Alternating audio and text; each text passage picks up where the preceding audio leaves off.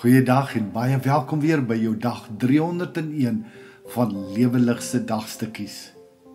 En die tema vandag is, wie volg jy? Psalm 1 vers 2 en 3. Maar iemand wat in die woord van die Here sy vreugde vind, dit dag en nag oordink. Hy is soos 'n boom wat by waterstrome geplant is.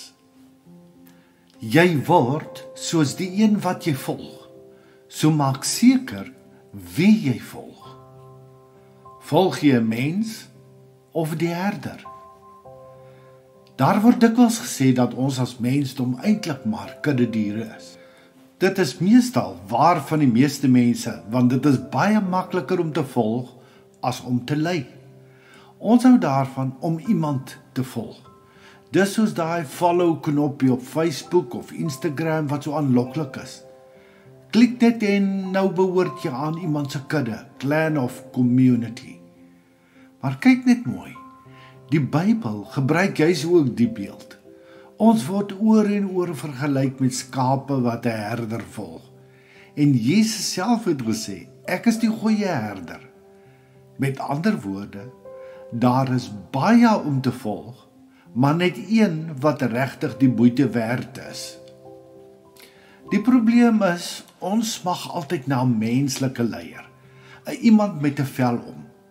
Israel het dit ook gedoen. Toe hulle nie wou wag op God se leiding nie, het hulle gesê dat hulle 'n koning wou hê. Dis amper soos ons vandag wat sê, gee ons maar 'n dominee, pastoor, 'n celebrity of sommer 'n politieke party wie ons kan volg. En hier slaan die tekkie die teer. Dit is baie makliker om na iemand te luister wat in Afrikaans duidelik met jou praat, as om op God te wag en na sy stem te luister. In die proses vergeet ons dat geen mens so in kontak met God is, dat alles wat hulle sê in lyn is met God se hartklop nie. Meeste van die tyd praat sulke mense vanuit hul subjektiewe belewennisse en interpretasies. Juist daarom het Jesus beloof om sy gees te stuur, om ons in sy waarheid te lei.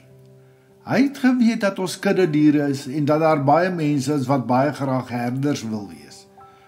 Ongelukkig het hierdie herders nie vlerke nie. Hulle is ook maar net mens. En juis hier is die gevaar. Wanneer jou rolmodel of leier val, dan sit jy met 'n klomp volgelinge wat herderloos ronddwaal. Jesus het dit eenvoudig gemaak. Hy sê sy skape ken sy stem en hulle luister daarna. Hy het geweet, ons gaan deur mekaar raak as ons probeer uitwerk watter geestelike herder reg of verkeerd is, of watter party die beste planne het. Daarom het hy beloof dat sy gees ons in sy waarheid sal lei. Want net Jesus kan sê dat hy die weg, die waarheid en die lewe is. So die vraag is nie net, volg jy iemand nie. Die vraag is eerder, wie volg jy? Jou kerk, jou prediker, jou gunsteling politikus of influencer? Almal maar steeds net mens met hulle eie waarheid. Die psalmdigter sê die gelukkige mens is die een wat sy vreugde vind in God se woord. Dis iemand wat dag en nag daaroor nadink en toepas in sy lewe deur die Gees toe te laat om jou gedagtes en keuses te rig. Met ander woorde, dis iemand wat sy oor ingestel hou op die herder se stem, nie net op die geraas van die skare nie. Jesus vra nie vir followers soos op sosiale media nie. Hy vra disippels wat bereid is om te doen. Iets om oor na te dink. Hoekom dink jy is dit vir ons makliker om te volg as om te lei?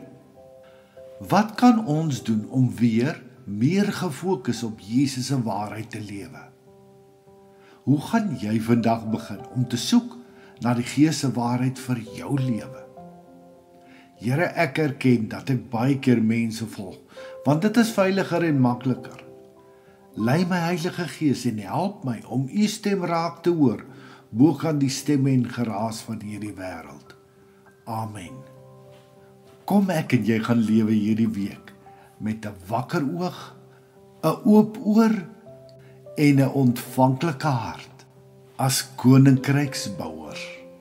Om elke dag 'n dagstukkie van Lewe Lig per WhatsApp te ontvang, kan jy net jou naam en nommer na die nommer stuur wat hier vir jou aangedui is.